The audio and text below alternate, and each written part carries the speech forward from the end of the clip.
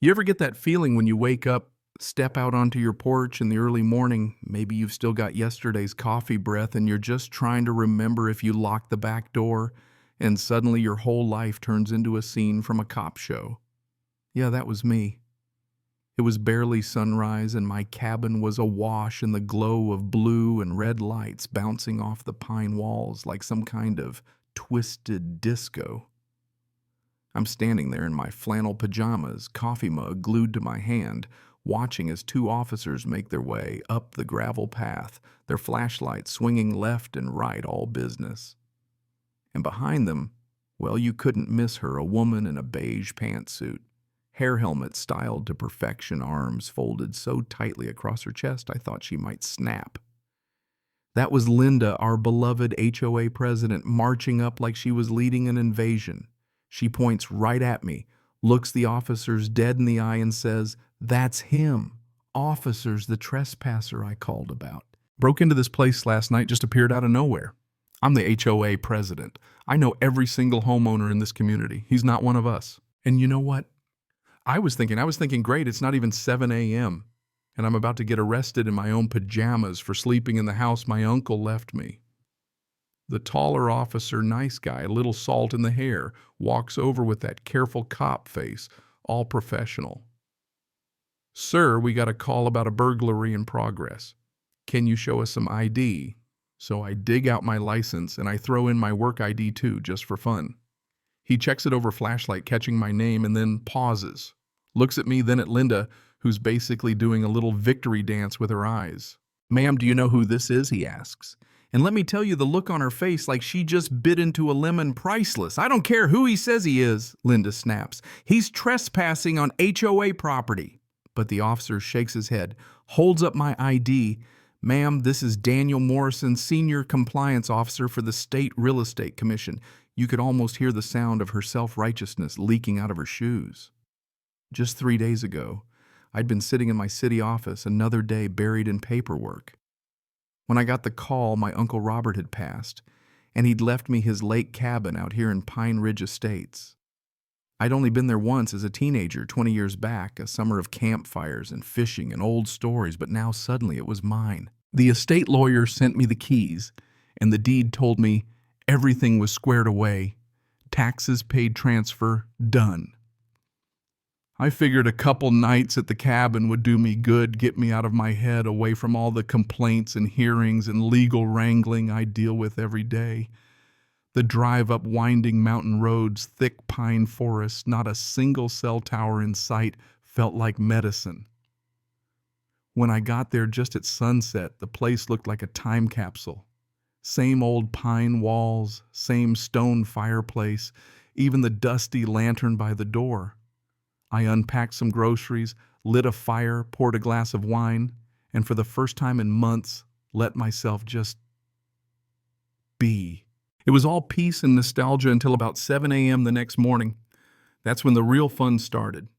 I was jolted awake by the sound of someone hammering on the door. No gentle knock, just full-on open up now, police drama style. I stumble over, hair sticking up every which way, and there's Linda already annoyed at the sight of me, waving a clipboard like it's a sword. "Who are you and what are you doing here?" she snaps before I can say good morning. I blink, try to find my words, tell her my name, tell her about my uncle, the will, the keys. She doesn't care. She's the president of the HOA, and in her mind that means she's the mayor, the sheriff, and the judge of Pine Ridge Estates. She starts rattling off rules. No new residents without approval, transfer fees, background checks, orientation packets, all that. I tell her politely as I can before coffee that I'm not a new resident, I'm the owner. I have the deed. My uncle left it to me. She's not hearing it. "That's not how it works here," she barks. "You can't just waltz in and claim a cabin, you need HOA blessing." Then she demands to see my application proof of my $500 transfer fee, the whole song and dance. By now, I'm leaning on the doorframe, wondering if this is some kind of prank. "Look, Linda," I say, "I'm just here to remember my uncle and get some quiet. I don't need an orientation to sleep in my own bed." She's fuming, tells me if I spend another night, she's calling the cops. And true to her word, that's exactly what she did. But Before we get back to the cop lights and the mug of cold coffee, let me just say the rest of that day, she vanished. I got to know a few neighbors, Tom, from 2 cabins down. Friendly guy, apparently once fined for using the wrong color deck stain. Yeah, Linda's intense, he says. Had to show her the paint can to prove I followed the rules. Everyone has a Linda story. But nobody mentioned needing her permission to sleep in their own home. That night, right as the sun slipped behind the trees, the cop cars rolled up. The officers step out calm but curious. Linda close behind, all puffed up and ready for her big moment. And then it all comes crashing down. "Ma'am, what's the crime here?" the lead officer asks, giving her a chance to back out gracefully. She doubles down. He hasn't paid fees or submitted applications, but the officer just shakes his head. Those are civil issues, not criminal. He owns the property. The other cop chimes in. "You called 911 to report a burglary. That's a serious accusation." I offer to show them my deed, but the lead cop cuts me off. "We know who you are, Mr. Morrison. My captain attended your seminar last spring." He turns to Linda, voice all steel. "Filing a false police report is a crime, ma'am." I swear if looks could kill. Her face goes ghost white. She tries to talk her way out, calls her husband, calls their HOA attorney, tries rallying the board. But it's done. I file a formal complaint that night. Police take statements. Linda's left in the driveway looking about a foot shorter. Next morning, I head back to the city, pull up the Pine Ridge HOA files at my office. What do I find?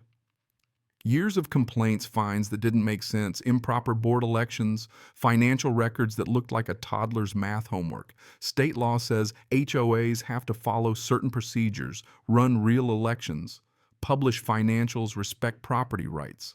Pine Ridge wasn't even close.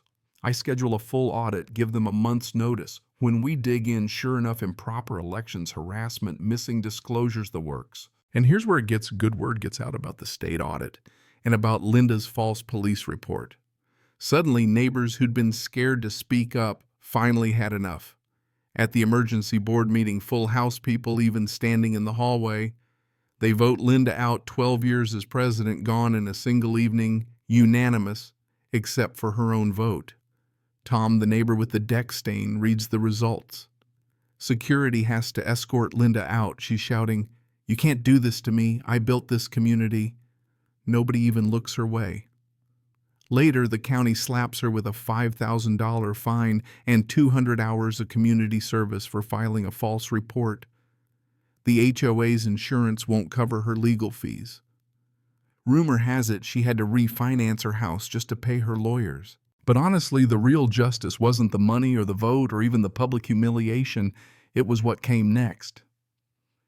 6 months later, I get asked to draft new state guidelines for HOA oversight, clear protections for homeowners, stricter requirements for transparency and elections. They call them the Morrison Protocols. Suddenly, every HOA board in the state has to toe the line, and Linda Garrison, whose name is now a cautionary tale, is living 3 streets over, walking her little Pomeranian past my cabin twice a day, never meeting my eyes, never talking HOA business again. Tom's the new board president, now keeps things easy, sticks to real improvements, not power trips. And me, I sleep better than ever. Every year I get to come up and review Pine Ridge for compliance, make sure every new protocol gets followed. Linda. I'm told she turns pale when my name's even mentioned at meetings. Poetic, right? She once tried to control my every move, and now she's terrified I'll find her using the wrong paint on her mailbox. The $5,000 fine hurt, sure, but seeing her realize she'll never have power here again, that's priceless. So tell me, where do you draw the line between protecting a community and just plain bullying your neighbors? Did Linda get what she deserved, or did the punishment go too far? I'd love to hear what you think. Drop a comment, share your stories. Justice karma or just another day in HOA paradise? You tell me.